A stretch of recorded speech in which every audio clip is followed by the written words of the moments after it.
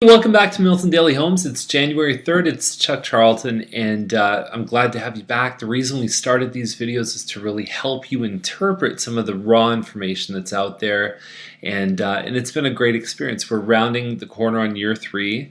We're rounding the corner on 1 million views on this website, and it's absolutely outstanding. So I've got a Christmas gift. So my friend Ken Decker wrote this book. It's called The Wealth Formula, and if you want a copy of this book, I'm going to send it to the first person who sends me an email with the subject line Wealth Formula, and you can send it to chuck@livinginmilton.com or just reply to any of our emails. So let's start off today with, I think we have 12 listings. First one up is 1380 Costigan, number 67. It's at 314. The other ones range anywhere from 318 to about 340. I think it's going to be tough for a lot of these guys to get over 3. I think they will, but this one might be the most competitively priced. It is a 3-bedroom, by the way, and the one issue that I think some of these people are going to run into is there's only one parking spot in the garage, and a lot of them don't have even a second spot in some of the sort of common areas. So that can be a bit of a tricky thing because a lot of their competition actually offers 2 parking spaces. 1369 Costigan. The building's right behind 2, and you'll see this throughout this episode. You can tell a lot of these are relisted because there's pumpkins sitting in the front. So there you go. You know they've been listed since at least sort of mid-October. 384, 888. These homes are very long and narrow. I'm not a big fan of them, to be honest. The floor plan to me is just boring and normal and something you see all over the place. They're gonna have a tricky time, but I get that the size of this one has some value. McDougall Crossing, 424 nights, a 1,500 square foot home. I remember selling the neighbor a couple years ago. The home itself is beautiful inside. There's a sitting area here, which a lot of people use as an actual dining room. Some other people use it for a reading area. It is beautiful inside. I have seen these models sell for, even 410 with a finished basement, and they've been pretty good. So at 425, they're really pushing the envelope. There is a premium put on the kind of upgrades that they've done. I don't know if that premium would be $20,000. You think about what you could do with an average looking one with a little bit of decor and spice. It would be less than probably the amount you'd pay if you're going to pay asking price. So Lawrence Scott's is 429.8, bungalow with a carport.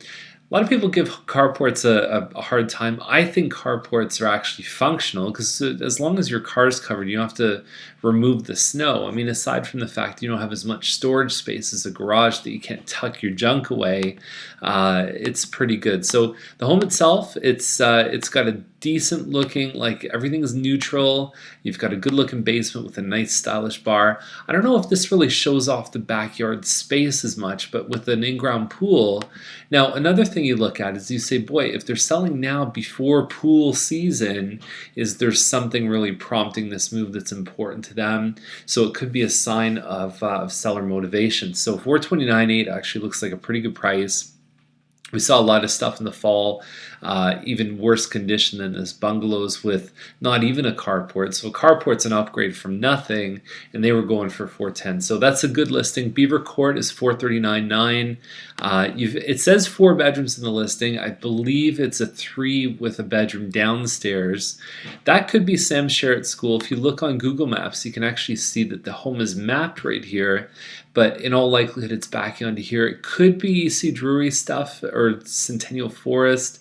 I don't know. I don't think it's this area here. I think it's probably Sherritt from how it looks, even with the dark red brick. Nice mantle here. You've got a kitchen that's been upgraded. 439 I think is a pretty fair price for this one here too. It's a nice neighborhood. Schools are great. Savaline 452, 888, looking for a March 1st closing. I don't have a lot of information. It says 9-foot ceilings, 3-bed plus a den. It's all carpet inside, so it's really just a matter of which model it is. This one on Gowling has been around for a while. They were at $499 for a semi, basically 1,580 square foot semi with a finished basement. It was sold conditional, then it wasn't, and it seems high for the area and for what normal models sell for. But whatever. I mean, there's no pictures. I don't think there's ever been pictures posted to that one, so it's a bit of a mystery pick. Farmstead $4.99, very competitively priced, over 2,400 square feet. It does have the siding on the outside, but it's and you'd have to pay for appliances, but there's some hardwood. It's relatively new. Farmstead's a little bit busier. You have to pay for your window coverings, fencing, but I think that they've priced that accordingly, whereas most of them don't even do that. So this is a good pick. This might be the first Chuck pick of the day for January. Tenelli Lane, 2,237 square feet. It's a Thistle Bay model. We've got some pumpkins here, so guess what that means. And the thing that I recognize about this one is it's a nice floor plan, first of all, but you've got the darker here, and then you've got the lighter cabinets. Usually it's a darker cabinet, has a lighter island. So it's a bit of a different color scheme. I think I like it. If you look at the photo gallery, it actually looks pretty good. I don't think it would be to 100 out of 100 people's tastes. 4 bedrooms plus laundry upstairs. They get a bit of landscaping done in the backyard. Little bit high, but I think that they have spent some money in upgrades, but we have seen that model sell for that much. It's a little bit dicey because towards the end of 2012 we started to see a lot of the single garages really get competitive, and you started to see the prices come down on a couple. Caldwell $589.5. I don't know much about this one beyond the fact that it's about 2,700 square feet, and you can read some of the upgrades in here too. It doesn't look like there's that many upgrades there, so that's really what that one would basically, the sale would depend on. Guelph Line is 17 acres, $949 is the price, and the house itself, not sure how big it is, but you've got something that's a little bit more specific to a certain audience, and it's not as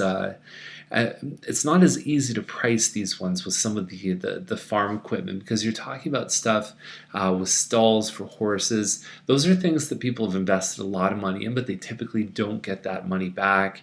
And then we've got this one on First Line at 1.1. Just a touch under that.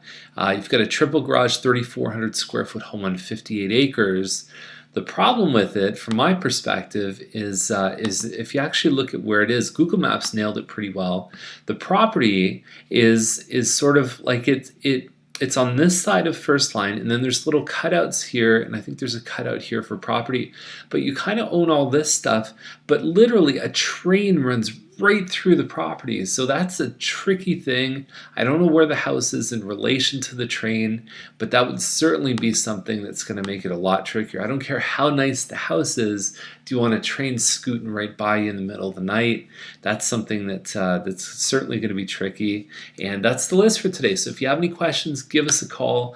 We'd love to help you. And if you have any plans to move in 2013, we'd love to be there right by your side. Have a great day. We'll see you tomorrow.